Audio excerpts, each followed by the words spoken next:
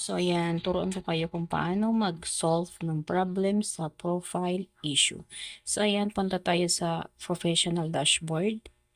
And then, pakita ko sa inyo yan. Ayan, issues dun sa profile ko. So, ayan. So, meron kasi ako na-share na hindi pala pasok doon sa ng Facebook. So, ayan, screenshot. Kasi mamaya gagamitin natin yan para doon sa pag-send ng report sa Facebook. And then, pindutin yung click the three dots and also hanapin yung yan, link. Copy yan. And then, mamaya ipipaste natin. So, ayan, hanapin yung support. Click the help support. And then, support. Report a problem. And then, continue to report a problem. Yan. Waiting tayo since mahina yung signal ko kasi nakadata lang ako. Ayun. Tsaga-tsaga lang. Creating report.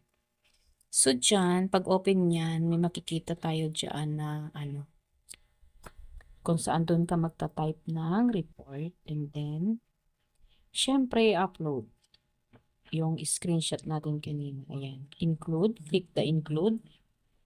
Then, since problem ko is profile, ayan, so, click the profile. And also, upload from phone. Since na-save ko siya kanina yung screenshot doon sa phone ko, ayan. Then, click ko yung screenshot na my profile issue. And then, ayan, magta-type tayo dyan ng issue, describe the issue. So, gagawa tayo ng kahit at least 2 sentences para sa pag-report no issue doon sa ating Facebook. So, ayan, waiting.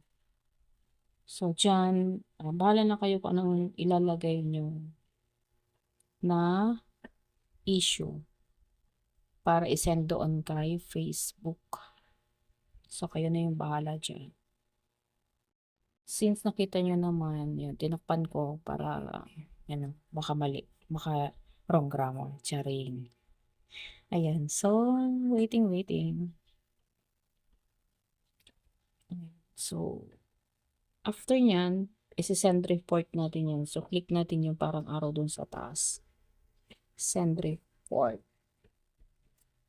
And then, waiting tayo ma-approve yan ni Facebook after that. Okay po. So, yan, mababa pala yung tinype ko.